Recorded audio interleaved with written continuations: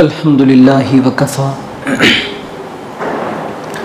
وسلام علی عبادہ الذین اصطفى اما بعد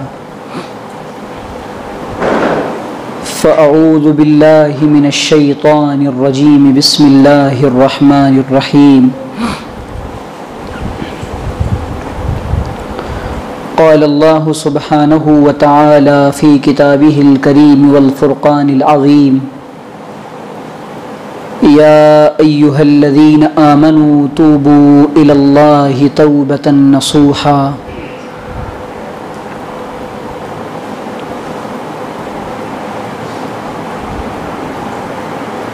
عسى ربکم ان یکفر عنکم سیئاتکم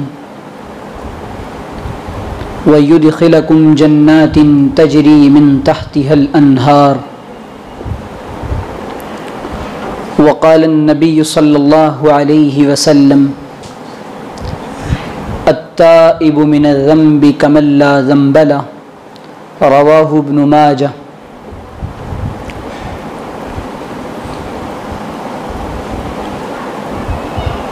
سبحان ربك رب العزة عما يصفون وسلام على المرسلين والحمد لله رب العالمين اللهم صل على سيدنا محمد وعلى آل سيدنا محمد في أول كلامنا وأوسط كلامنا وآخر كلامنا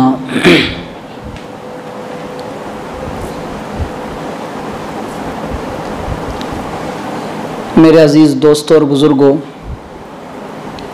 اس عاجز طالب علم کی آپ کے شہر میں حاضری ہوتی رہتی ہے۔ ہر 2-3 مہینے پر آپ کی اس مسجد میں پہلی دفعہ حاضری کا شرف ملا ہے۔ اللہ سے دعا ہے کہ اللہ تعالی ہم سب کو مجھے صحیح طرح سے بات کرنے کی اور ہم سب کو عمل کرنے کی توفیق عطا فرمائے۔ اس عاجز نے جس موضوع کا انتخاب کیا ہے وہ ہے گناہوں سے توبہ، یعنی اپنی پچھلی زندگی سے یوٹن اور اللہ تعالیٰ کی طرف پلٹنا۔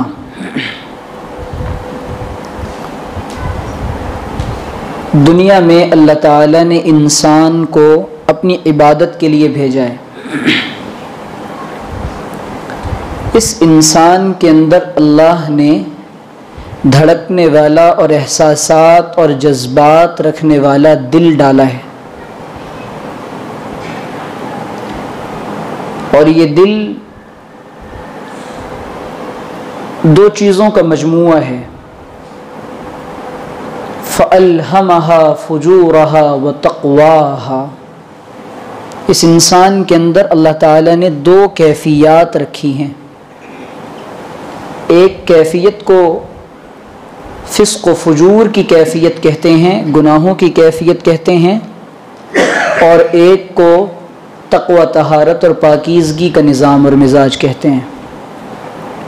یہ 2 سافٹ ویئرز اللہ تعالیٰ نے انسان کے اندر اور ہیومن باڈی میں ان بلڈ کیے ہیں۔ یوں تو نظر آنے میں انسان ایک مشین نظر آتا ہے، لیکن اصل میں انسان بنتا اور چلتا ہے دل کے بننے اور چلنے سے، اور انسان بگڑتا ہے دل کے بگڑنے سے۔ اسی لیے اللہ کے رسول صلی اللہ علیہ وسلم نے ایک طویل روایت کے آخر الفاظ میں یہ بات ارشاد فرمائی ہے، الا ان فی الجسد مضغة اذا صلحت صلح الجسد كله وإذا فسدت فسد الجسد كله ألا وهي القلب۔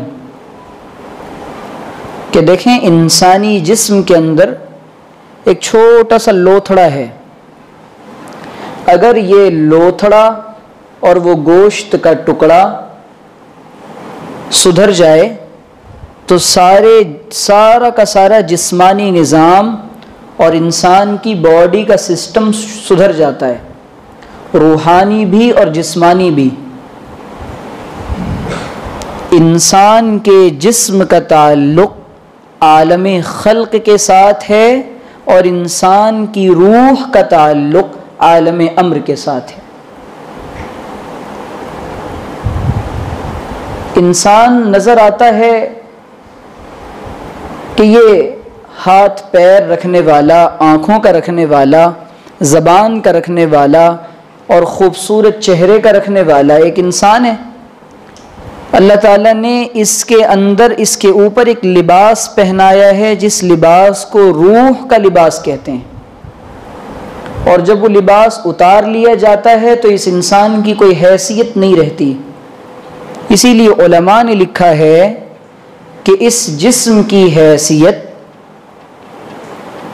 سواری کی مانند ہے اور روح کی حیثیت سوار کی مانند ہے۔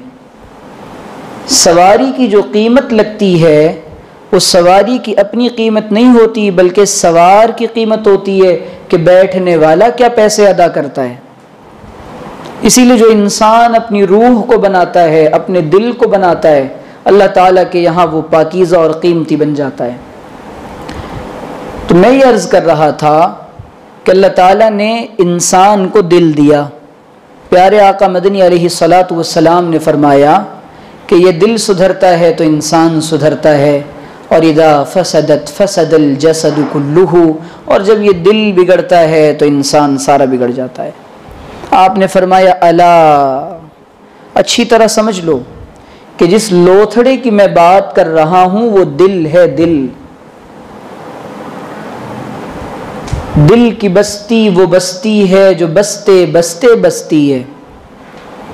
انسان اپنے جسم پر بڑی محنت کرتا ہے، بالوں کے لیے شیمپو کا استعمال کرتا ہے، چہرے کے لیے فیس واش کا استعمال کرتا ہے، اسکن کے لیے ویسلین کا استعمال کرتا ہے، باڈی لوشن کا استعمال کرتا ہے، بالوں کو پھر نہانے کے بعد تیل کا استعمال کرتا ہے، اور اس کے بعد اپنے ہاتھ کے لیے الگ کریم کا استعمال کرتا ہے، اور پھر بدن پر دوسری بھی چیزیں لگاتا ہے، اس لیے کہ میں اچھا بن جاؤں۔ اس کے بعد جب لباس پہنتا ہے تو لباس بھی اچھا پہنتا ہے، پھر لباس پہننے کے بعد یہ انسان اپنے لباس پر اور اپنے بدن پر خوشبو بھی لگاتا ہے، اس لیے کہ دنیا والوں کو تو اچھا نظر آؤں نا، دنیا والوں کو اچھا نظر آؤں۔ لیکن جو دل، جو انسان کی قیمت اللہ تعالیٰ کے یہاں لگتی ہے، اللہ کے یہاں انسان کی قیمت اس کے جسم سے، اس کے مال سے، اس کے چہرے سے، اس کی حیثیت سے، اس کے کالے گورے ہونے سے، اس کی کمیت سے نہیں لگا کرتی، بلکہ اس کے دل کی کیفیت سے لگتی ہے۔ ان اللہ لا ينظر الى صورکم ولا الى اجسامکم ولکن ينظر الى قلوبکم واعمالکم۔ پیارے آقا مدنی علیہ الصلاۃ والسلام نے فرمایا کہ انسان کو اللہ تعالیٰ نہ اس کے چہرے کو دیکھتا ہے، نہ تمہاری صورتوں کو دیکھتا ہے، نہ تمہارے لباس کو دیکھتا ہے، اللہ تعالیٰ تو صرف تمہارے دل کو دیکھتا ہے اور تمہارے اعمال کو دیکھتا ہے۔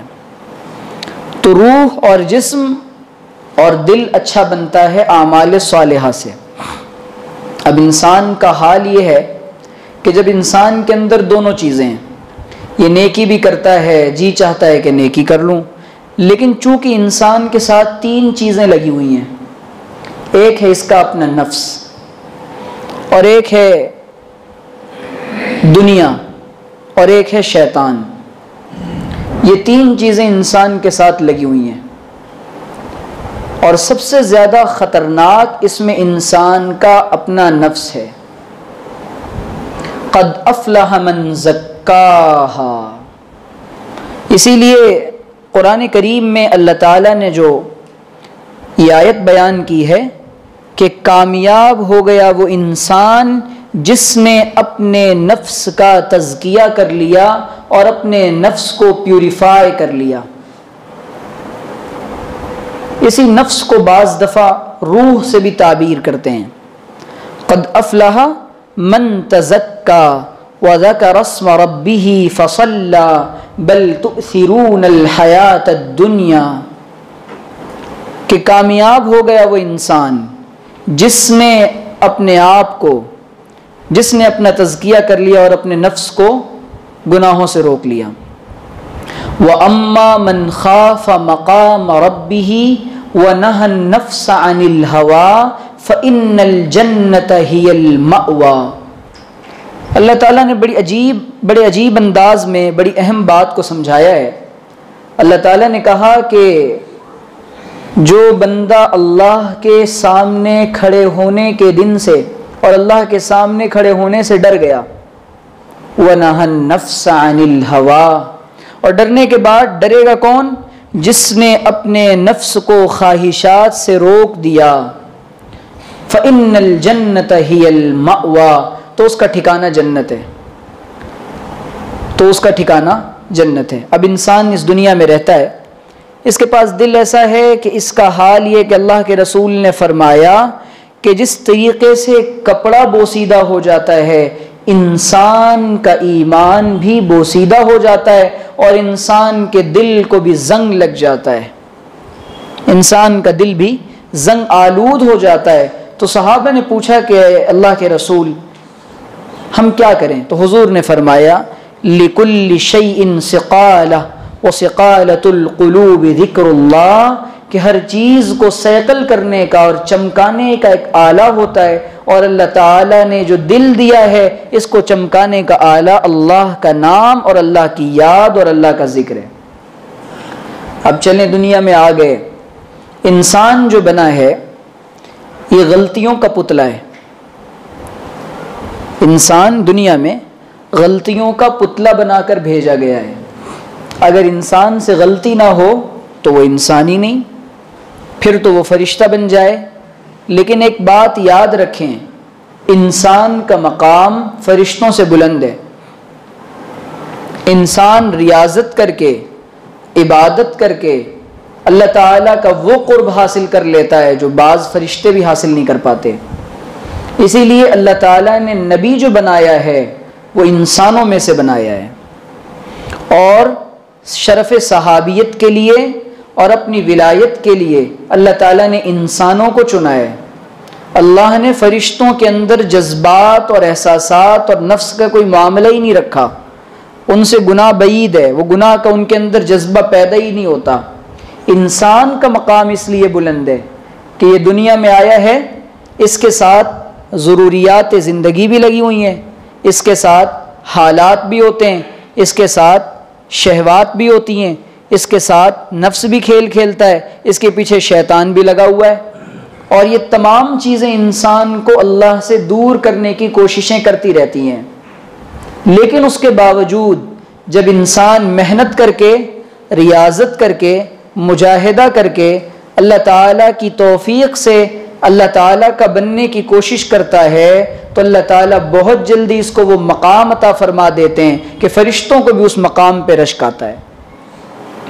دوسری بات، اب ہم دنیا میں آئے، دنیا میں آنے کے بعد اللہ تعالیٰ نے ہم کو یہاں بھیجا، کس مقصد کے لیے بھیجا؟ اپنی عبادت کے لیے۔ گناہ کرنے کے لیے تو ہم دنیا میں نہیں آئے، لیکن انسان چونکہ انسان ہے، یہ بنا ہی نسیان سے ہے اور غلطیوں سے ہے، اس سے غلطیاں ہوں گی۔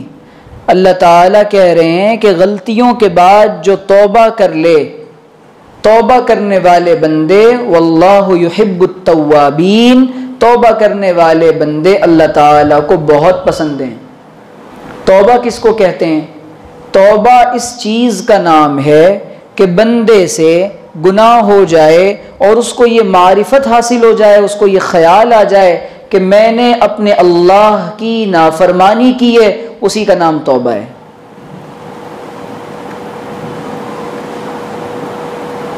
اسی چیز کا نام توبہ ہے کہ بندہ یہ کہے کہ یا اللہ میں نے بہت گناہ کر لیا۔ گناہ کس کو کہتے ہیں؟ گناہ کہتے ہیں کہ جس سے اللہ ناراض ہوتا ہے اور اللہ کا رسول ناراض ہوتا ہے، اس کو گناہ کہتے ہیں، نافرمانی کہتے ہیں۔ دنیا میں کوئی مالک، کوئی کمپنی چلانے والا باس، کسی کمپنی کا مالک، کوئی مالدار آدمی، اس کا خادم ہو، نوکر ہو، وہ یہ پسند نہیں کرتا کہ میرا ورکر، میرے یہاں جاب کرنے والا بندہ وہ میری نافرمانی کرے، اور اگر نافرمانی ہوگی تو وہ کہے گا کہ کھاتا میری ہے گاتا کسی اور کی ہے، رہتا میرے رحم و کرم پر ہے اور اس کے بعد نافرمانی بھی میری کرتا ہے، بالآخر یہ نتیجہ نکلے گا کہ اس کو وہاں سے استعفیٰ دینا پڑے گا یا ذلیل کر کے نکال دیا جائے گا۔ اور گناہ اصل میں کہتے ہیں اللہ تعالیٰ کی نمک حرامی کو، کہ انسان اللہ کی زمین پر چلتا ہے، اللہ کی زمین پر رہتا ہے، اللہ کا دیا ہوا کھاتا ہے، اور اس کے بعد انسان گناہ بھی اللہ تعالیٰ کے ساتھ کرتا ہے اور اللہ تعالیٰ کی نافرمانی کرتا ہے۔ اسی لیے یہ دعا سکھلائیے کہ اے اللہ وَلَا تَكِلْنِي إِلَى نَفْسِي طَرْفَةَ أَعْيُنٍ، اے اللہ مجھے پلک جھپکنے کے برابر بھی میرے نفس کے حوالے نہ کیجیے گا، پلک جھپکنے کے برابر بھی مجھ کو میرے نفس کے حوالے نہ کیجیے گا۔ انسان تھوڑے سے لمحے میں اس زمانے میں خاص طور پہ اللہ تعالیٰ کی نظر رحمت سے دور ہو جاتا ہے، اور تھوڑے سے گناہ کی وجہ سے جس کو وہ معمولی سمجھتا ہے، روایات میں آتا ہے کہ بعض دفعہ ایسا ہوتا ہے کہ انسان، لوگ یہ سمجھتے ہیں کہ یہ بندہ بڑا نیک ہے، بڑا اللہ والا ہے، لیکن اس کا خاتمہ ایمان پر نہیں ہوتا۔ اسی لیے اعتبار جو ہوتا ہے نا وہ خاتمے کا ہوتا ہے، اعتبار جو ہوتا ہے وہ خاتمے کا ہوتا ہے، کہ بندہ یہ کوشش کرے اور اس وقت تک مطمئن نہ بیٹھے جس وقت تک اس کے جسم کے اندر آخری سانس باقی ہو، وہ یہ نہ سمجھ بیٹھے کہ اب تو مجھے اللہ تعالیٰ نے اپنی ولایت دے دی اور اللہ تعالیٰ نے مجھ کو معاف کر دیا۔ ہمارا معاملہ یہ ہے کہ ہم تھوڑے سے عمل پر راضی ہو جاتے ہیں، تھوڑے سے عمل پر مطمئن ہو جاتے ہیں، اور تھوڑے سے عمل پر یہ کوشش کرتے ہیں، یہ سمجھتے ہیں کہ اب ہماری طرف ساری رحمتیں اللہ کی ہم پر ہی برسیں گی، ساری زندگی نافرمانی کرتے رہے۔ اس کا خیال نہیں آیا انسان کا مزاج ایسا ہے۔ ایک آدمی کو حضرت اقدس تھانوی نور اللہ مرقدہ نے لکھا ہے، 2 رکعت نماز کی توفیق ہو گئی، 2 رکعت نماز کی توفیق ہو گئی، وہ بندہ بیٹھ گیا وحی کے انتظار میں کہ مجھ کو 2 رکعت نماز کی توفیق ہوئی ہے تو میرے اوپر وحی بھی آئے گی، تو ایسے لوگوں کو شیطان لے جاتا ہے اور معراج کرواتا ہے۔ لیکن جس بندے کو یہ یقین ہوتا ہے کہ اللہ تعالیٰ سے انسان کو کبھی بھی، ہمیشہ انسان کو اللہ کی شان بے نیازی سے ڈرتے رہنا چاہیے، اللہ تعالیٰ کو ہمارے کسی عمل کی کوئی ضرورت نہیں ہے، کسی عمل کی کوئی ضرورت نہیں ہے۔ اسی لیے کہنے والوں نے کہا ہے کہ اللہ تعالیٰ کے یہاں عبادتیں قبول ہوں یا نہ ہوں، ندامتیں ضرور قبول ہوتی ہیں، عبادتیں قبول ہوں یا نہ ہوں لیکن ندامتیں ضرور قبول ہوتی ہیں۔ اسی لیے بندے کو ہر وقت، اسی لیے مسلم شریف کی روایت کے الفاظ ہیں، پیارے آقا مدنی علیہ الصلاۃ والسلام نے فرمایا الندم توبۃ، کہ توبہ نام ہے دل کی ندامت کا اور احساس شرمندگی کا، توبہ نام ہے احساس ندامت کا اور شرمندگی کا۔ اسی لیے توبہ کرنے کے لیے اس زمانے میں لوگوں نے سمجھا ہے کہ ہمیں خوب رو رو کر گڑ گڑا کر مانگنا پڑے گا اور کسی کے پاس جانا پڑے گا، اور جیسے عیسائیوں کے یہاں کنفیشن روم ہوتا ہے اور وہ اپنے پادریوں کے پاس کنفیس کرنے کے لیے جاتے ہیں اور وہ ان کو اپنے دل کا دکھڑا سناتے ہیں اور اپنا سارا گناہ بتاتے ہیں کہ مجھ سے یہ گناہ، تو وہ کہتا ہے ٹھیک ہے میں جیزس سے کہہ کر تمہارے گناہ معاف کروا دوں گا۔ یہاں ایسا کوئی نظام نہیں ہے، یہاں پر اللہ تعالیٰ نے براہ راست انسانوں کو کہا ہے یا ایھا الذین آمنوا توبوا الی اللہ توبۃ نصوحا، اے ایمان والو۔ کہا بھی کس سے جا رہا ہے؟ ایمان والوں سے کہا جا رہا ہے، یعنی ایمان کے بعد بھی انسان سے گناہ ہوگا، اور گناہ کے بعد اللہ تعالیٰ اس کو کہتے ہیں کہ توبہ کا دروازہ ہمیشہ کھلا ہوا ہے۔ ایمان کا یہ بات ایمان کے خلاف نہیں ہے کہ تم سے گناہ نہیں ہوگا، گناہ تم سے ہوگا، تمہارا کام یہ ہے کہ تم بھاگ بھاگ کر اللہ تعالیٰ کی طرف رجوع کرو۔ حضرت ایوب علیہ السلام کی جو صفت قرآن کریم نے بیان کی ہے، 3 صفات کا ذکر کیا ہے۔ انا وجدناہ صابرا، انا وجدناہ صابرا، نعم العبد انہ اواب، کہ ہم نے حضرت ایوب کو صابر پایا، بڑا ہی اچھا بندہ ہے۔ اس کے صبر کی بھی تعریف کر دی، اور اس کے بعد فرمایا بڑا اچھا بندہ، اور اچھا اس لیے کہ انہ اواب، کہ اللہ تعالیٰ کی طرف خوب خوب رجوع کرنے والا ہے، اللہ کی طرف خوب متوجہ ہونے والا ہے۔ تو میں یہ عرض کر رہا ہوں کہ گناہ کے بعد، اور ایک بات یہ کہ ہم گناہ کرتے ہیں، ایک تو یہ کہ انسان بعض گناہ کرنا نہیں چاہتا لیکن ہو جاتا ہے، ارادہ نہیں ہوتا، ایسے آدمی کو توبہ کی توفیق جلدی ملتی ہے۔ لیکن جو بندہ قصدن اور ارادتاً بار بار گناہ کرتا ہے اور گناہ کو اپنا مزاج بنا لیتا ہے اور اپنے گناہوں سے باز نہیں آتا اور یہ سمجھتا ہے کہ کل کو توبہ کر لیں گے، ایسے آدمی کا خاتمہ توبہ کے بغیر دنیا سے ہو جاتا ہے۔ کیوں؟ وہ تو سمجھ رہا ہے کل کروں گا، کل کروں گا، کل کروں گا۔ ہزاروں نہیں لاکھوں انسان دنیا سے ایسے گزر گئے جنہوں نے یہ سوچا تھا کہ کل کو توبہ کروں گا، لیکن صبح کا سورج وہ دیکھ نہ سکے۔ اسی لیے جو موقع اور جو سانسیں ابھی چل رہی ہیں یہ غنیمت ہیں توبہ کے لیے، اور اللہ تعالیٰ نے انسان کو یہ موقع دے رکھا ہے کہ اب بھی اپنے اللہ کی طرف پلٹ آئیں اور اب بھی رجوع کریں۔ اور اللہ تعالیٰ کہہ رہا ہے کہ جب تم توبہ کر لو گے تو پھر کیا ہوگا؟ اللہ تم سے راضی ہوگا، تم کو جنت عطا کرے گا، اور ایسی جنت عطا کرے گا کہ جس کے نیچے سے نہریں جاری ہوں گی۔ اللہ تعالیٰ آگے وعدہ بھی کر رہا ہے کہ ہم تم کو توبہ کے بعد مقام عطا فرمائیں گے۔ اسی لیے علماء نے توبہ کی 3 شرطیں لکھی ہیں۔ سب سے پہلے تو یہ کہ بندہ اپنے گناہ پر بہت زیادہ شرمندہ ہو، سچی پکی توبہ، بہت زیادہ شرمندہ ہو۔ دوسرے یہ کہ دوبارہ اس گناہ کے نہ کرنے کا عزم مصمم ہو اور پکا ارادہ ہو کہ اب اس گناہ کی طرف دوبارہ نہیں لوٹوں گا۔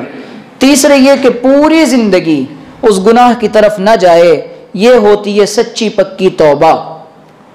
جب بندہ یہ ارادہ کر لیتا ہے تو پھر اللہ تعالیٰ اس کو معاف بھی کر دیتے ہیں۔ اسی لیے ابن ماجہ کی روایت ہے، اللہ کے رسول علیہ السلام نے فرمایا التائب من الذنب کمن لا ذنب لہ، کہ توبہ کرنے والا ایسا ہے کہ گویا اس نے گناہ کیا ہی نہ ہو۔ توبہ کرنے والا ایسا ہے گویا کہ اس نے گناہ ہی نہ کیا ہو۔ اور ایک روایت ایک کتاب میں لکھی ہے کہ 2 قطرے اللہ تعالیٰ کو بہت زیادہ محبوب ہیں۔ ایک وہ قطرہ، بلکہ بعض روایتوں کے الفاظ یہ ہیں، مجھے اس کی سند کا علم نہیں، کہ شہید کے خون کے قطرے سے زیادہ محبوب اللہ تعالیٰ کو ندامت کا جو آنسو بندہ گراتا ہے، اللہ تعالیٰ کو وہ زیادہ پسند ہوتا ہے۔ کیونکہ میدان میں جانا اور اللہ کے لیے اعلاء کلمت اللہ کے لیے لڑنا یہ بعض دفعہ آسان ہو جاتا ہے، لیکن اپنے نفس سے جنگ کر کے اپنے نفس کو مغلوب کر دینا اور نفس پر خیر کو غالب کرنا یہ انسان کے لیے بڑا مشکل ہوتا ہے۔ اسی لیے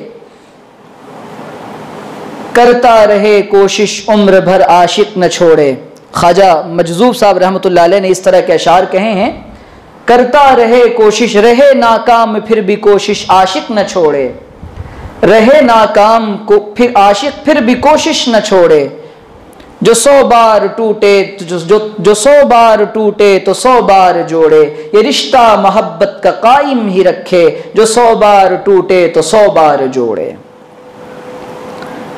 اور ہماری توبہ کا حال کیا ہے؟ ایک وسوسہ یہ بھی آتا ہے، کیا کریں، صبح کو توبہ کرتے ہیں شام کو ٹوٹ جاتی ہے۔ اللہ کے رسول علیہ السلام نے ہم جیسے کمزور انسانوں کے لیے فرمایا کہ میں دن میں 70 سے 100 دفعہ استغفار کرتا ہوں، تم بھی استغفار کرو، تم بھی اللہ سے معافی مانگو۔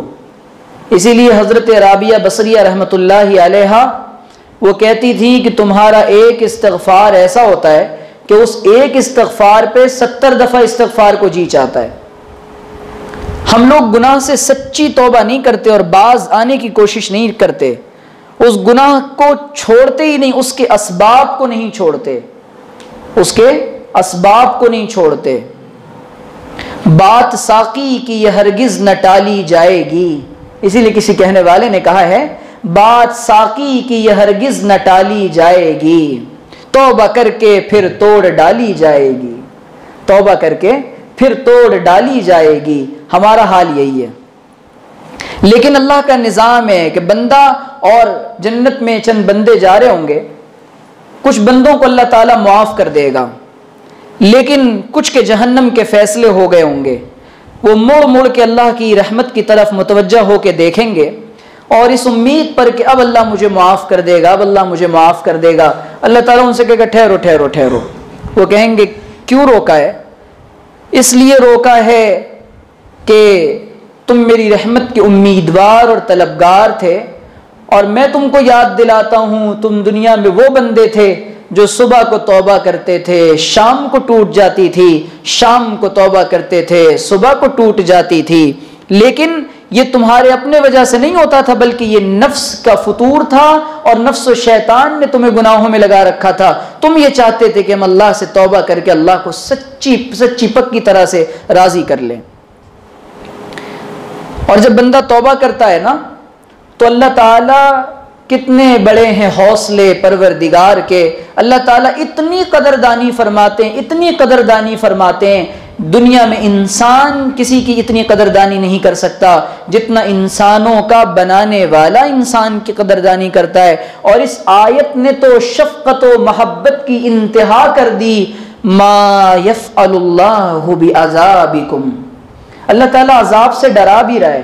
وہ کہہ بھی رہا ہے کہ جہنم ہے, وہ کہہ بھی رہا ہے کہ جہنم میں کھولتے ہوئے انگارے ہیں. وہ ساری وعیدیں سنانے کے بعد کہتا ہے ما یفعل اللہ بعذابکم, ما یفعل اللہ بعذابکم. اللہ تم کو عذاب دے کر کیا کرے گا؟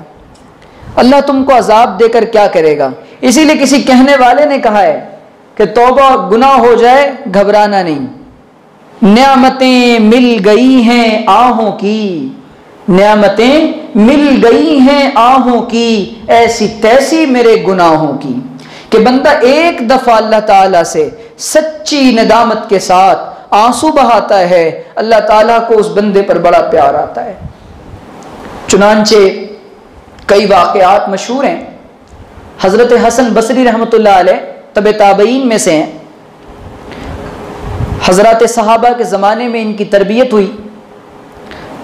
علم حدیث, علم فقہ, علم تصوف, علم تفسیر, تمام علوم میں ان کا بڑا مقام ہے. سلسلے چشتیہ کے اولین بزرگوں میں سے ہیں. حضرت علی مرتضیٰ کا جو سلسلہ چلا وہ ان سے ہی چلا. ان کی والدہ حضرت ام سلمہ رضی اللہ تعالی عنہ کی خادمہ تھیں. انہوں نے حضرت ام سلمہ رضی اللہ تعالی عنہ کی گود میں تربیت پائی ہے. بڑا مقام ہے. حضرت حسن بصری رحمۃ اللہ علیہ کا تفسیر میں اور حدیث میں جب کہیں حسن لکھ کر آتا ہے تو علماء سمجھ جاتے ہیں کہ اس سے مراد حضرت حسن بصری ہی ہیں. چنانچہ حضرت حسن بصری رحمۃ اللہ علیہ کے زمانے میں ایک رئیس زیادہ نوجوان تھا, مال بھی خوب تھا, دولت بھی خوب تھی. والد کا انتقال ہو گیا. اب اس نے نشے کا عادی بن گیا, برائیوں کا عادی بن گیا. جب یہ نشے کا اور برائیوں کا عادی بن گیا اور لوگ اس کو سمجھاتے باز نہ آتا, پوری زندگی اس نے توبہ نہ کی. آخر وقت میں اس نے اپنی ماں سے کہا کہ میں نے سنا ہے کہ حسن بصری اللہ کا ولی ہے, تم جاؤ اور حسن بصری کے پاس کہنا کہ پوری زندگی وہ تو تمہارے پاس چل کر نہ آ سکا, لہٰذا میں آپ سے گزارش کرتی ہوں کہ آپ میرے بیٹے کے پاس چلیں. مرض الوفات کا عالم ہے, جان نکل رہی ہے. حضرت حسن بصری رحمۃ اللہ علیہ نے عذر کر دیا کہ میں نہیں جا سکتا. اب جب حضرت حسن بصری رحمۃ اللہ علیہ نہیں گئے تو آیا, بڑا شرمندہ ہوا, بڑا نادم ہوا, کہنے لگا اب میں کیا کروں, مجھے توبہ کا طریقہ بھی نہیں آتا. کتنی عجیب بات ہے کہ انسان کو منانا آتا ہے لیکن اپنے بنانے والے کو منانا نہیں آتا. کتنی عجیب بات ہے کہ دنیا والوں سے رو دھو کر دنیا والوں کو منا لیتے ہیں لیکن اپنے بنانے والے کو منا نہیں پاتے. ہمارے جوانوں کو اللہ کو منانا نہیں آتا, ہماری ماؤں کو, ہمارے بوڑھوں کو اللہ کو منانا نہیں آتا.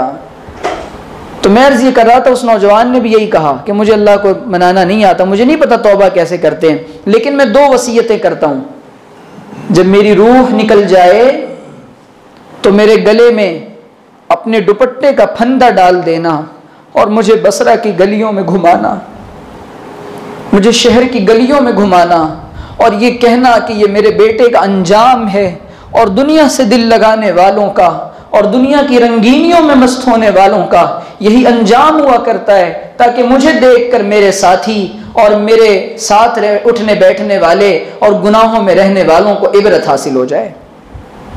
رنگ رلیوں پہ زمانے کی نہ جانا اے دل، رنگ رلیوں پہ زمانے کی نہ جانا اے دل، یہ خزاں ہے جو بانداز بہار آئی ہے، یہ خزاں ہے جو بانداز بہار آئی ہے۔ دوسری وصیت یہ ہے کہ جب میں مر جاؤں تو مجھ کو مسلمانوں کے قبرستان میں دفن نہ کرنا، کہیں ایسا نہ ہو کہ میرے گناہوں کی نحوست کی وجہ سے ان کو بھی میری وجہ سے عذاب دیا جائے۔ چنانچہ جب اس کی موت ہو گئی، اس کی ماں حضرت حسن بصری رحمۃ اللہ علیہ کے پاس دوبارہ گئی اور کہا حضرت اب تو جانے والا جا چکا، بڑے برے عالم میں مرا ہے، عجیب حالت تھی اس کی، لیکن مرنے سے پہلے وہ اللہ سے کہہ رہا تھا کہ اللہ مجھے معاف کر دے، اللہ مجھے معاف کر دے، اللہ مجھے معاف کر دے۔ اس کی زبان پر یہی جملے تھے کہ اللہ مجھے معاف کر دے، میں بڑا گنہگار ہوں، بس اتنے سے جملے اور اتنے سے الفاظ، اور گڑ گڑا رہا تھا کہ میرا کیا بنے گا۔ یہ گڑ گڑاتا رہا اور کہتا رہا، جان نکل گئی۔ حضرت حسن بصری رحمۃ اللہ علیہ پر اس وقت جلال کی کیفیت طاری تھی، آپ نے کہا میں نہیں آتا، میں جنازہ بھی نہیں پڑھاؤں گا۔ حسن بصری رحمۃ اللہ علیہ، وہ بیچاری عورت بڑے کرب کے عالم میں تڑپتی رہی، پریشان رہی کہ اب تو حسن جیسے ولی نے بھی میرے بیٹے کا جنازہ پڑھانے سے انکار کر دیا، اس ولی نے جنازہ پڑھانے سے انکار کر دیا، لہٰذا اب یہ اس کا کیا بنے گا، کاش وہ امام جنازہ پڑھا دیتے تو اس کی مغفرت کا کچھ سامان ہو جاتا۔ چنانچہ حضرت حسن بصری رحمۃ اللہ علیہ تھوڑی دیر کو آرام کرنے لگے، سونے لگے، سو کر اٹھتے ہیں تو فوراً جا کر دروازہ کھٹکھٹایا، کون؟ کہا حسن آیا ہے۔ کیا ہوا؟ وہ اللہ کا ولی کہاں ہے، اللہ کا دوست کہاں ہے، تمہارا بیٹا کہاں ہے، کیا بات ہے؟ تھوڑی دیر کو آنکھ لگی تھی، کسی کہنے والے نے خواب میں کہا ہے حسن تو جسے برا سمجھ رہا ہے، تو جسے غلط سمجھ رہا ہے، تو جسے گناہگار سمجھ کر اس کا جنازہ پڑھانے نہیں جاتا، حسن ہم نے اس کی ندامت کو اور اس کی توبہ کو قبول کر لیا ہے۔ ندامت کے چراغوں سے بدل جاتی ہیں تقدیریں، ندامت کے چراغوں سے بدل جاتی ہیں تقدیریں، اندھیری رات کے آنسو خدا سے بات کرتے ہیں۔ حضرت حسن بصری رحمۃ اللہ علیہ نے کہا میں اس کا جنازہ، حضرت حسن نے اپنے ہاتھ سے اس کو غسل دیا، کفن پہنایا اور زمین میں دفنایا۔ اور جب توبہ کرنے والا توبہ کرتا، اللہ اتنا نوازتا ہے، اتنا نوازتا ہے کہ دنیا میں جو ڈاکوؤں کا امام ہوتا ہے اور جو ڈاکو ہوتا ہے، اللہ تعالیٰ اس کو اولیاء کا امام بنا دیتا ہے۔ اسی سلسلے کے ایک بزرگ ہیں حضرت فضیل بن عیاض رحمۃ اللہ علیہ۔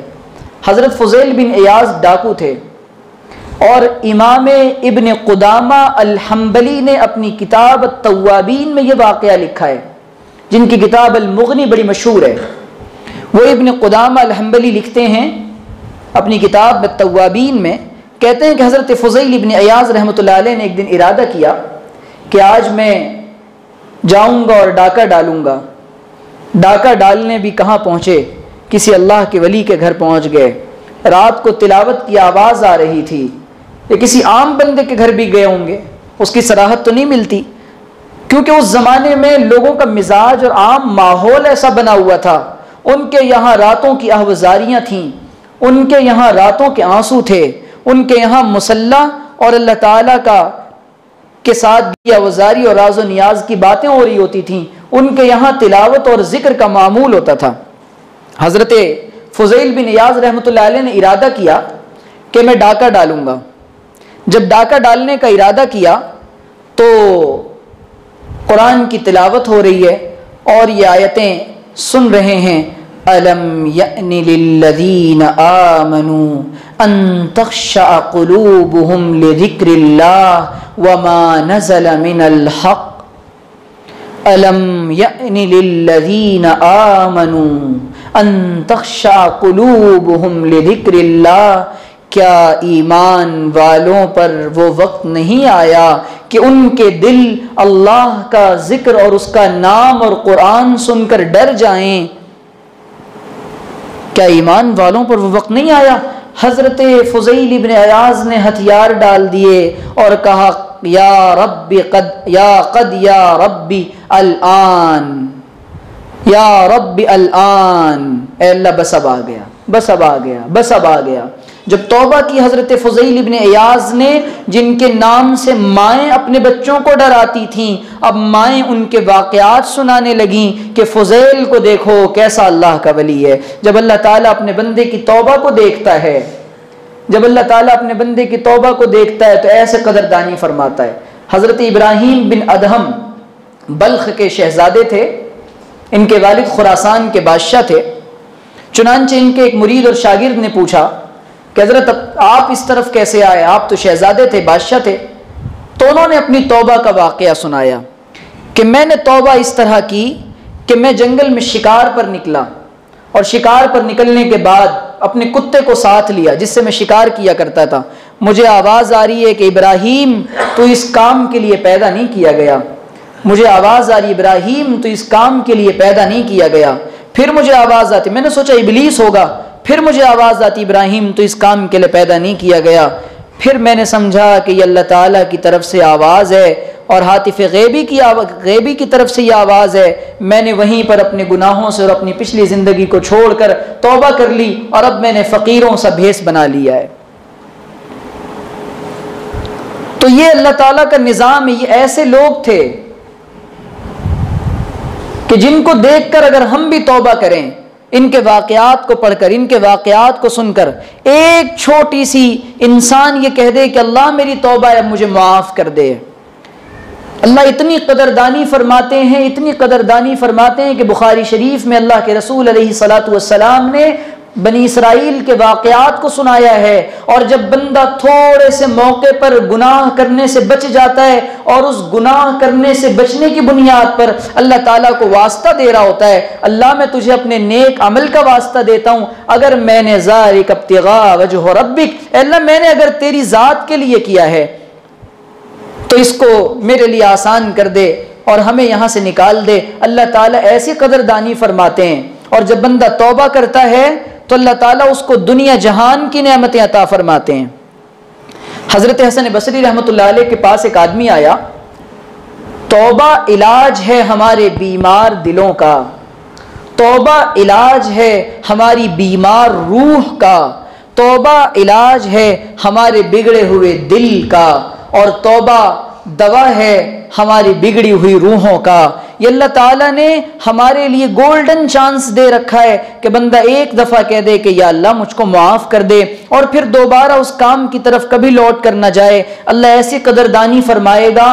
اسی لیے جو عام بندوں میں، اولیاء میں اور نیک بندوں میں جو فرق ہوتا ہے کہ گناہوں کا خیال تو ان کو بھی آتا ہے لیکن وہ گناہ کرتے نہیں، اور ہمیں گناہ کا خیال آتا ہے، ہم فوراً اپنے نفس کے تابع ہو جاتے ہیں اور اپنے نفس کی بات مان لیتے ہیں۔ اسی لیے امام شافعی رحمۃ اللہ علیہ نے اس بات پر فتویٰ دیا تھا ایک بادشاہ کو، جو انسان گناہ کا موقع رہتے ہوئے بھی گناہ کو چھوڑ دے گا، اللہ تعالیٰ اس کو جنت عطا فرمائیں گے۔ اسی لیے باز آ جائیں۔ اسی لیے کسی ایک عارف فرمایا کرتے تھے، چند سیکنڈ کی لذتوں کے لیے اپنے اوپر ہمیشہ ہمیش کی جہنم کو واجب نہ کریں، یہ گناہ اور اس کا عذاب باقی رہے گا اور لذت تو بہرحال ختم ہو جائے گی۔ آپ دیکھیں، اور یہ وسوسہ بھی آتا ہے کہ گناہ تو چھوٹا سا ہے نا، اسی لیے علامہ ابن قیم رحمۃ اللہ علیہ نے زاد المعاد میں لکھا ہے، فرماتے ہیں کہ اے دوست یہ نہ دیکھ گناہ چھوٹا ہے یا بڑا، بلکہ یہ دیکھ تو نافرمانی کس کریم ذات کی کر رہا ہے، کتنے بڑے پروردگار کی نافرمانی کر رہا ہے۔ تو اس وجہ سے ہمیں اپنے گناہوں سے باز آنا چاہیے اور گناہوں بھری زندگی کو چھوڑنا چاہیے۔ آج ہم پریشان ہیں، پوری کی پوری انسانیت پریشان ہے. پریشان انسانیت کا علاج یہ ہے کہ ہم اللہ تعالیٰ کی طرف رجوع کریں، اللہ کی طرف انابت کریں، اللہ کی طرف توبہ کریں، اللہ تعالیٰ کی طرف آ جائیں. اپنے بیمار دلوں کو سکون دینے کے لیے اپنے اللہ سے ہم بات کرنا سیکھیں.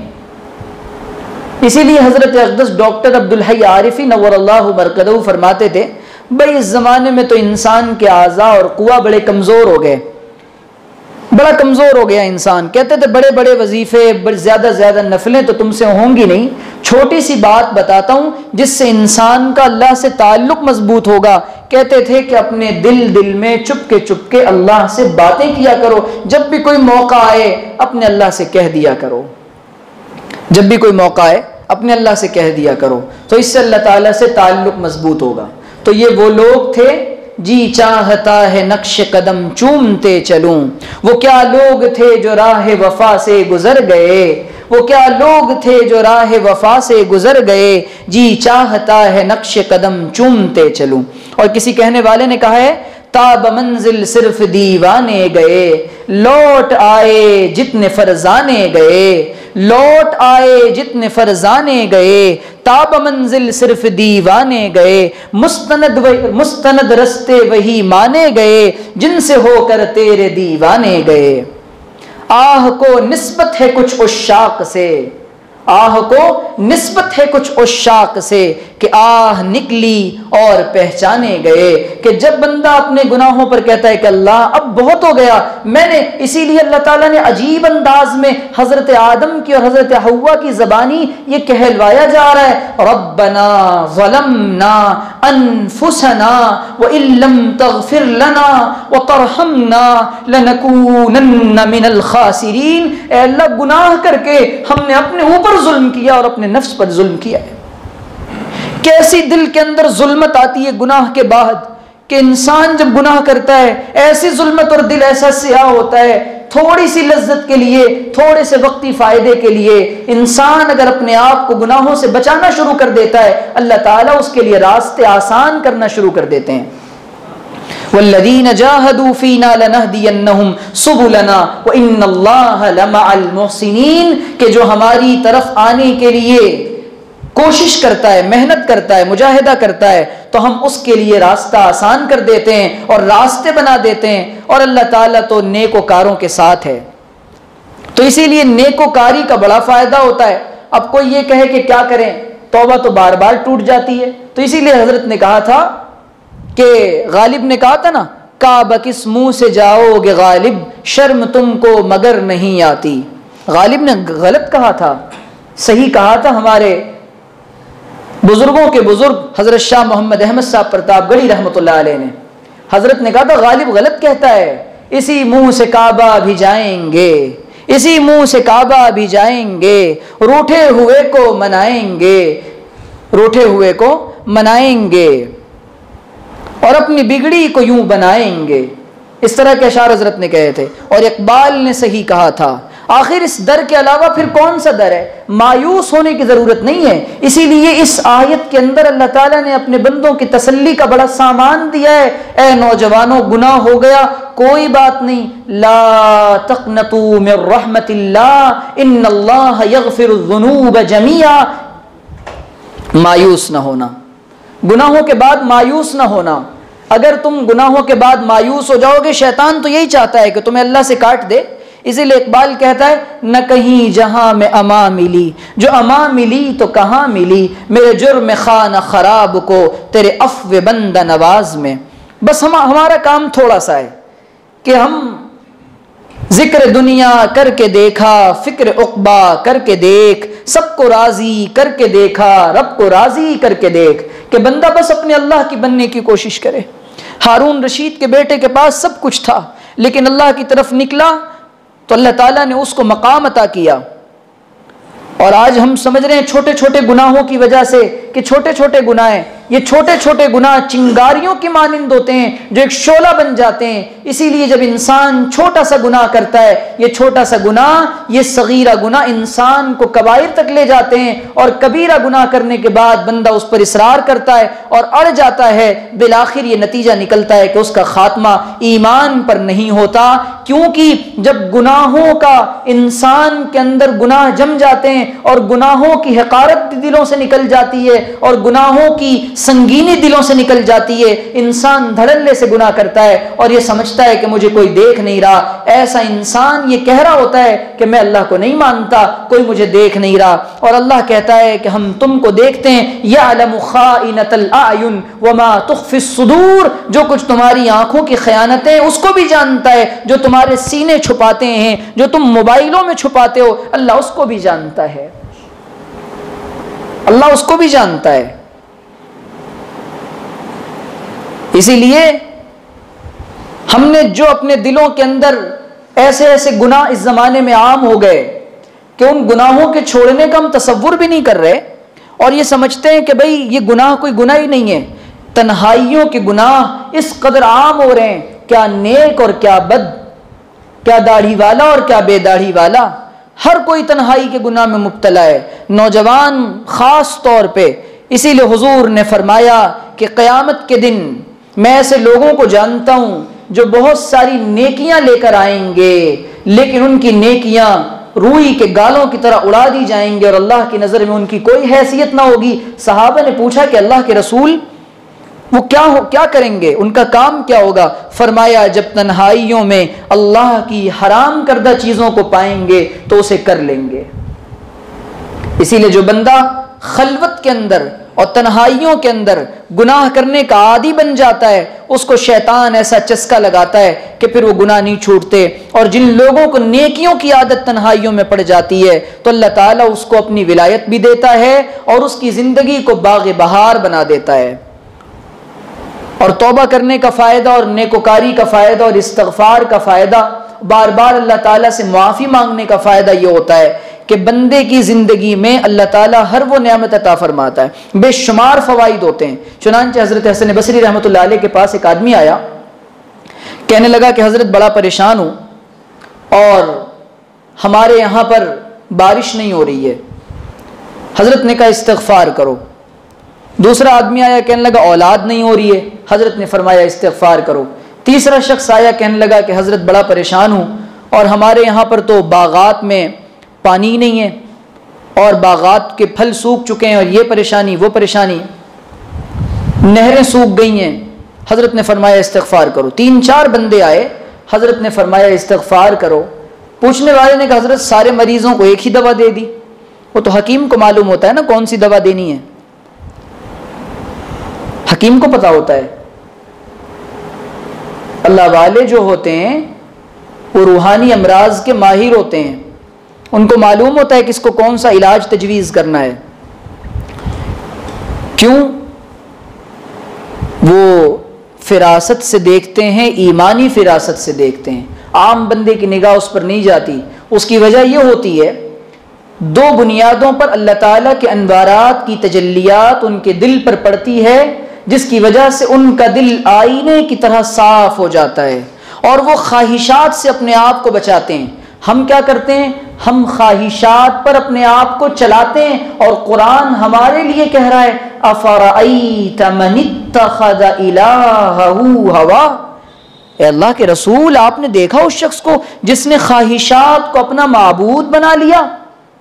اسی لیے کسی کہنے والے نے کہا ہے بتوں کو توڑ تخیل کے ہوں کہ پتھر کے۔ ہم نے تو حسیناؤں کو اپنا بت بنا لیا ہے، ہم نے نہ جانے کس کس کی تصویر کو اپنے دل میں بسا لیا ہے، ہمارے جوانوں نے، ہمارے نوجوانوں نے، ہمارے بچوں نے۔ یہ کیوں؟ اس لیے کہ ہمارے دل میں اللہ نہیں بس سکا۔ اور ایک بات یاد رکھیے گا، جس دل کے اندر کسی غیر کی محبت کا قطرہ بھی ہوگا اللہ تعالیٰ اس کو اپنی محبت کا ذرہ بھی نصیب نہیں فرمائیں گے۔ اسی لیے اس دل کو پاک کرنا پڑے گا۔ جو متقی نہیں ہوتا اور یہ جو اللہ والوں میں اور عام بندوں میں جو بڑا فرق ہوتا ہے وہ یہی ہوتا ہے کہ وہ گناہوں سے بچتے ہیں، اور ہم گناہوں کے لیے مواقع تلاش کرتے ہیں کہ کوئی موقع مل جائے ہم گناہ کر بیٹھیں۔ خدا کی قسم اس اللہ کی شفقتوں پر قربان جائیے کہ وہ ہمیں گناہوں سے بچاتا ہے۔ ہمیں تو گناہوں کے مواقع نہیں ملتے، اس لیے ہم گناہ نہیں کرتے۔ اگر ہمیں گناہوں کے مواقع ملنے لگ جائیں اور شرم و حیا تھوڑی سی جو باقی ہے وہ ختم ہو جائے تو سڑکوں پر سرعام ہم لوگ گناہ کریں۔ اللہ تعالیٰ بچاتا ہے ہمیں مواقع سے، یہ اس کا کرم ہے، ورنہ ہم تو موقع تلاش کرتے ہیں۔ اور اللہ والوں کا حال یہ ہوتا ہے کہ وہ مواقع ملنے کے بعد کہتے ہیں کہ ہم نہ دیکھیں گے، ہم ایسا کام نہیں کر سکتے جس سے آپ ناراض ہوتے ہیں۔ اے اللہ ہم وہ کام کر ہی نہیں سکتے جس سے آپ ناراض ہوتے ہیں۔ اسی لیے کسی کہنے والے نے کہا ہے جو متقی نہیں ہوتا اسے ولی نہیں کہتے، نظر کے چور پر ہم رکھتے نہیں تاج ولایت۔ نگاہیں ٹھیک نہیں ہیں، دل کا سکون اجڑا ہوا ہے، نمازوں میں مزہ نہیں آ رہا، سجدوں میں بے قراری ہے، نمازوں میں لطف نہیں آ رہا، ذکر میں حضوری کی کیفیت نہیں مل رہی، اللہ تعالیٰ سے تعلق نہیں جڑ پا رہا، اور زندگی بے مزہ معلوم ہوتی ہے۔ کیوں؟ اس لیے کہ گناہ کر کر کے اور آنکھوں کی خیانتوں کی وجہ سے اور دل گناہوں کا گہوارہ بن گیا، اور اس دل کو کبھی ہم نے ندامت کے آنسو سے نہیں سینچا، اور اس دل پر کبھی اپنی روح پر کبھی اس کو توبہ کا غسل نہیں کرایا۔ تو میرے عزیزو، یہ چند پیغامات اور یہ گزارشات آپ کے سامنے عرض کرنی تھی۔ اللہ تعالیٰ سے دعا ہے کہ اللہ تعالیٰ ہم سب کو صحیح طرح سے بات سمجھنے کی، عمل کرنے کی توفیق عطا فرمائے۔ وآخر دعوانا ان الحمدللہ رب العالمین۔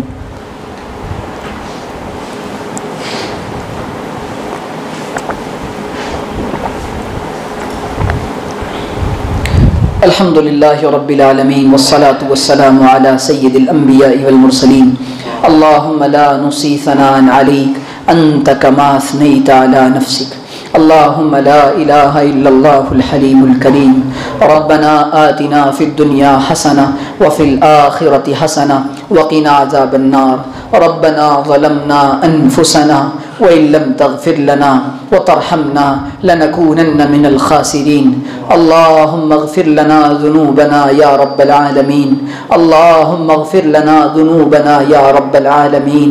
اللهم اغفر لحينا وميتنا وشاهدنا وغائبنا وصغيرنا وكبيرنا وذكرنا وأنثانا۔ اللهم من أحييته منا فأحيه على الإسلام ومن توفيته منا فتوفه على الإيمان۔ اے پیارے اللہ، ہم آپ کے عاجز اور مسکین بندے آپ کے دربار میں حاضر ہیں۔ اللہ ہاتھ پھیلائے بیٹھے ہیں، اللہ یہ ہاتھ پھیلائے جانے کے قابل نہیں، یہ زبان بولنے کے قابل نہیں۔ اے پروردگار عالم، لیکن اللہ تیرے در کے علاوہ کہاں جائیں؟ اے کریم اللہ، تیرے سامنے آج ہم نے اے اللہ سچی توبہ کا ارادہ کیا ہے، ایسی توبہ جس کے بعد کبھی دوبارہ گناہوں کی طرف نہ پلٹیں۔ اے کریم اللہ ہم کو معاف فرما دیجئے، اے کریم اللہ ہم کو معاف فرما دیجئے، اے کریم اللہ معاف کر ہی دیجئے۔ اللہ یہ تو بس آپ ہی کے بس میں ہیں، دنیا والے تو آپ کے ذریعے سے کچھ دے بھی سکتے ہیں، لیکن اللہ توبہ بخشش اور مغفرت صرف تیرے ہی ہاتھ میں ہے، تو ہی دے سکتا ہے۔ یہ تیرے اس کی چابی اور یہ خزانہ تیرے پاس ہے۔ اللہ ہماری سب سے بڑی ضرورت ہماری مغفرت ہے، اللہ ہماری سب سے بڑی ضرورت ہماری مغفرت ہے۔ اے پروردگار عالم ہم کو معاف فرما دیجئے، اللہ معاف کر دیجئے، اللہ معاف کر دیجئے۔ اللہ ہمیں مانگنا نہیں آتا، اللہ ہمیں مانگنا نہیں آتا، اللہ ہم دنیا والوں کو منانے کا فن جانتے ہیں، تو بنانے والا ہے، تجھے منانے کا فن نہیں جانتے۔ اللہ ہم کتنے بے حس اور بے غیرت ہو گئے کہ اللہ تیرے سامنے توبہ کی توفیق نہیں ہوتی۔ اللہ یہ گناہوں کی نحوست ہے کہ ہم تیرے سامنے توبہ کی توفیق ہمیں نہیں ملتی۔ اللہ بڑے نقصان کا سودا ہوگا، 60-70 سال کی زندگی ملے، اس میں بھی تجھے ناراض کر کے جائیں۔ اے اللہ انسان کے لیے بڑا خسارہ ہے کہ تیرا کھا کر تیری زمین پہ چل کر تیرے ساتھ نافرمانی کرے، اے اللہ ایسی زندگی سے پناہ مانگتے ہیں۔ اللہ ہمیں معاف کر دیجئے، اللہ ہم سے راضی ہو جائیے۔ اے کریم اللہ ہم سب کو معاف فرما کر اپنے نیک اور مقبول بندوں میں شامل فرما لیجئے۔ اللہ کیا کریں، نفس بھی بہت بہکاتا ہے، تنہائیوں میں پا کر بڑا گناہ کراتا ہے، سڑکوں پر چلتے ہیں تو یا اللہ ہم غیر محرم کو دیکھ کر لذتیں حاصل کرتے ہیں۔ اللہ اس دل میں نہ جانے کس کس کو بسائے رکھا ہے۔ اے اللہ جو یہ دل اگر تیری یاد کے قابل نہیں تو اللہ یہ دل یا اللہ ہمیں پھر ہم دنیا میں رہنے کے حقدار نہیں۔ اے اللہ ہمیں معاف فرما دیجئے، اس دل کو اپنی یاد کے قابل بنا دیجئے۔ اللہ یہ دل نہیں، یہ پتھر کا سل بن چکا ہے۔ اللہ یہ دل نہیں، یہ پتھر کا سل بن چکا ہے۔ اے رب کریم ہمیں معاف فرما دیجئے۔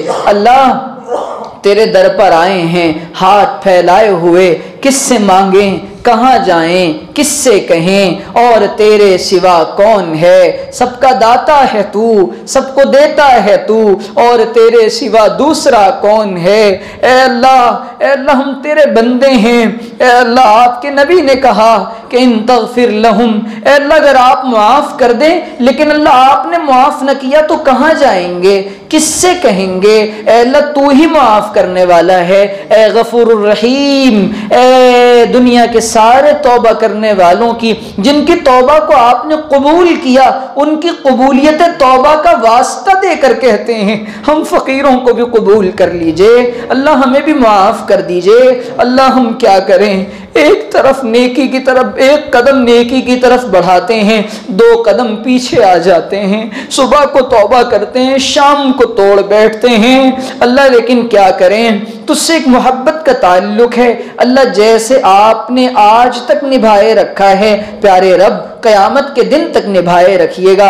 اے اللہ کل قیامت کے دن اگر آپ یہ کہہ دیں کہ چلو میں تم کو عذاب تو نہیں دیتا، لیکن جو گناہ تم چھپ چھپ کر کرتے تھے اس کی ویڈیو میں تمہارے ماں باپ کو دکھلاؤں گا، تمہارے مشائخ کو دکھلاؤں گا جن کے سامنے سفید سفید پہن کر لوگوں کو دھوکہ دیتے تھے، اے اللہ ہم کیا جواب دیں گے؟ اللہ اس دن کی رسوائیوں سے بچائیے گا۔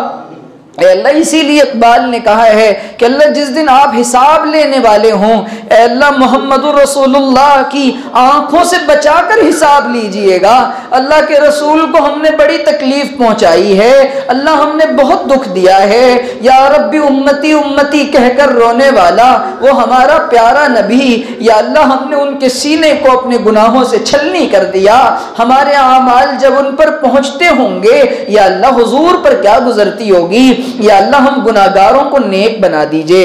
اے فضیل بن ایاز کو اپنا ولی بنانے والے، اے مالک بن دینار کو شراب کی دنیا سے نکال کر اپنی شراب محبت پلانے والے، اے ابراہیم بن ادہم کو دنیا کی بادشاہت سے نکال کر اولیاء کا بادشاہ بنانے والے، اے جنید کو دنیا کے پہلوانوں سے نکال کر اولیاء کا پہلوان بنانے والے، اللہ ہمیں بھی قبول فرما لیجئے، اللہ ہمیں بھی معاف کر دیجئے۔ اللہ ہم کیا کریں، کیا کہیں، کیا نہ کہیں، اللہ یہ زبان لڑکھڑا رہی ہے، یہ ہاتھ اس پر یہ کہہ رہے ہیں کہ ان سے اتنے گناہ کر کے تمہیں شرم نہیں آتی، اس کے سامنے مانگنے آئے ہو۔ اے اللہ ہوتا تو یہ کہ تو اس مسجد پر کے دروازے پر ایک فرشتہ مقرر کر دیتا کہ ان نالائقوں کو اندر آنے نہ دو، لیکن اللہ تیرے حوصلے کتنے بلند ہیں، تو نے موقع دیا ہے۔ اللہ موت سے پہلے راضی ہو جائیے، اللہ ایسے راضی ہوئیے کہ پھر کبھی ناراض نہ ہوئیے گا۔ اے اللہ آپ کو تو اپنے بندوں کی توبہ پر بڑا پیار آتا ہے، بڑی محبت آتی ہے۔ اللہ پھر دیکھیے نا سفید داڑھی والے بھی بیٹھے ہیں، اے اللہ سفید داڑھی والے بھی بیٹھے ہیں، اللہ ان سفید داڑھیوں کا واسطہ دے کر ہم کہتے ہیں اللہ معاف کر دیجئے۔ اللہ نوجوان بھی بیٹھے ہیں، اللہ یہ جوان کہہ رہے ہیں کہ اللہ اب ہم اپنے دل سے تمام دنیا والیوں کی محبت نکال دیں گے، اللہ سچی تیری محبت کو اپنائیں گے۔ اللہ ہم تنہائی میں جانے کے بعد ہمارا نفس کنٹرول میں نہیں رہتا، اے اللہ ہم یہ سوچتے ہیں کہ تو دیکھ نہیں رہا، لیکن اللہ یہ کتنا بڑا جرم کر رہے ہیں، ہم کتنا بڑا اپنے اوپر ظلم کر رہے ہیں، یہ سوچ کر اے وہ ذات جسے کوئی نہیں دیکھتا لیکن جو دنیا کے ذرے ذرے کو دیکھ رہی ہے، اے پیارے رب، اے پیارے رب، ایک دفعہ اس مجمع پر نظر کرم ڈال دیجئے، نظر کرم ڈال دیجئے، اللہ ہم سب کو اپنا بنا لیجئے، اللہ مان جائیے، اللہ راضی ہو جائیے۔ اے رب کریم، ہمیں منانا نہیں آتا، لیکن اللہ کیا کریں، اے اللہ تو چھوٹا سا بچہ، سب سے گندا بچہ، گندگی میں لت پت بچہ، اے اللہ اپنی ماں کے پاس جاتا ہے، کہتا امی امی میری بات سن لو۔ ماں بھی تھوڑی دیر بعد متوجہ ہوتی ہے، اتنا کیوں بلا رہا ہے، اچھا گندگی کر بیٹھا ہے، اللہ ہم بھی گناہوں کی گندگی میں ڈوب چکے ہیں، اپنی آغوش رحمت میں لے لیجئے، اللہ ہمیں اپنی آغوش رحمت میں لے لیجئے۔ اے رب کریم، اے اللہ وہ تیرا ہی در ہے جہاں آرزو نہیں جاتی، اے اللہ اس امت کے حالات کو بہتر کر دیجئے، آپ کے پیارے حبیب کی لاڈلی امت، اے اللہ اس امت کا آپ کے علاوہ اس تپتی زمین پر اور کھلے آسمان کے نیچے کوئی نہیں ہے۔ اللہ باطل ہمیں تانا دے رہا ہے، تمہارا اللہ کہاں ہے، اس کو بلا کر لاؤ۔ اللہ ہم تجھے پکارنے آئے ہیں، اللہ ہم تجھے پکارنے آئے ہیں، اللہ ہم تجھ سے کہہ رہے ہیں متا نصر اللہ، اے اللہ تیری مدد کب آئے گی، اے اللہ تیری مدد کب آئے گی۔ اللہ کہہ دیجئے نا کہ الا ان نصر اللہ قریب، کہ میری مدد بہت قریب ہے۔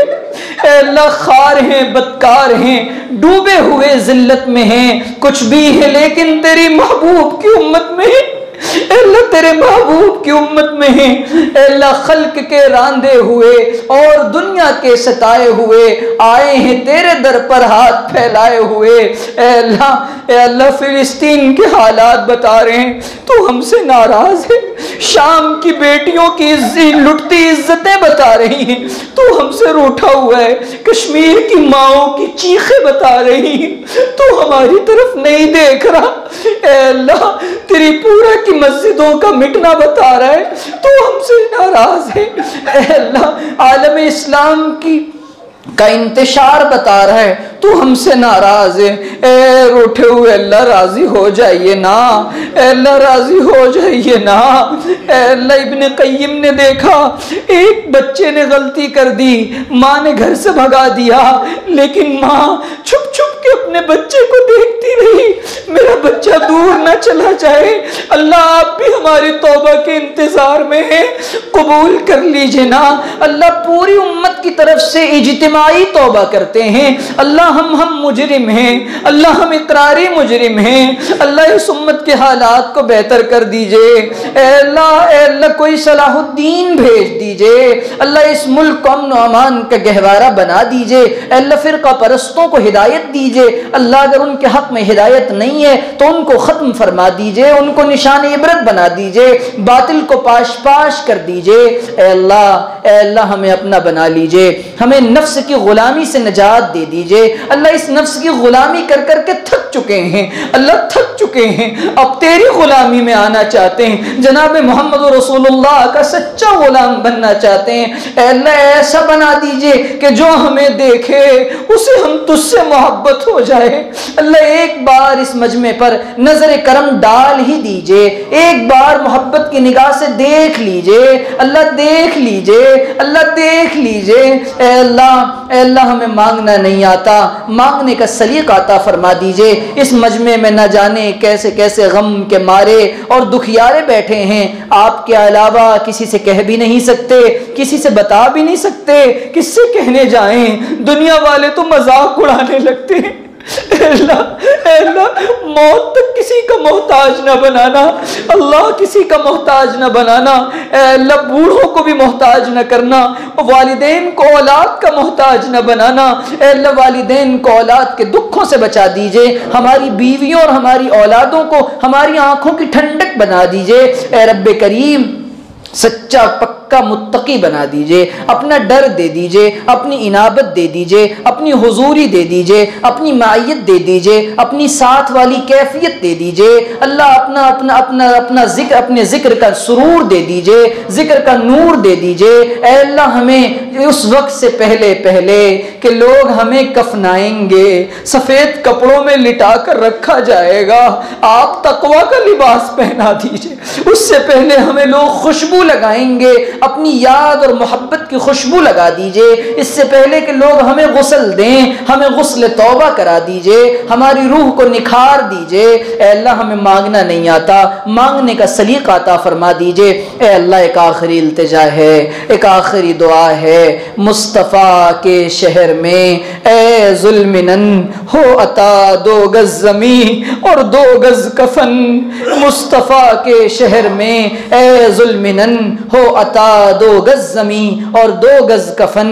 اور اے اللہ ایک آخری التجا ہے کہ جب دنیا سے جانے کا وقت آئے تو اے اللہ آپ ہمیں دیکھ کر خوش ہوں، ہم آپ کو دیکھ کر خوش ہوں۔ اے پروردگار عالم، ایسا نہ ہو کہ آپ ناراض ہو اور آپ کہہ دیں کہ میرا بندہ نہیں، اسے جہنم میں ڈال دو۔ اے اللہ ہم تو اب آپ سے یہی کہتے ہیں، اللہ ہمیں اپنے نیک اور مقبول بندوں میں شامل فرما لیجئے۔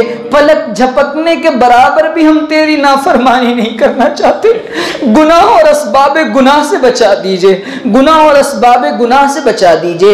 اللہ سچا تقوی دے دیجئے، اللہ نیک بنا دیجئے، یہاں ایسے رہے کہ ویسے رہے، وہاں معلوم ہوگا کہ کیسے رہے۔ اللہ بس اے رب کریم ہمیں مانگنا نہیں آتا، بے ربط دعا، اٹھے ہوئے ہاتھ، بوڑھوں کے اٹھے ہوئے ہاتھوں کی لاج رکھ لیجئے، بیمار بھی ہیں اللہ جو بیمار ہے انہیں شفا دے دیجئے، صحت دے دیجئے، اور نبی علیہ الصلوۃ والسلام نے خیر کی جتنی دعائیں مانگی ہیں ان میں ہمارا حصہ نصیب فرما دیجئے، جن شرور و فتن سے پناہ چاہی ہے ہمیں ان سے بچا دیجئے۔ وصلی اللہ تعالی علی خیر خلقہ واصحابہ واہل بیتہ اجمعین برحمتک یا ارحم الراحمین۔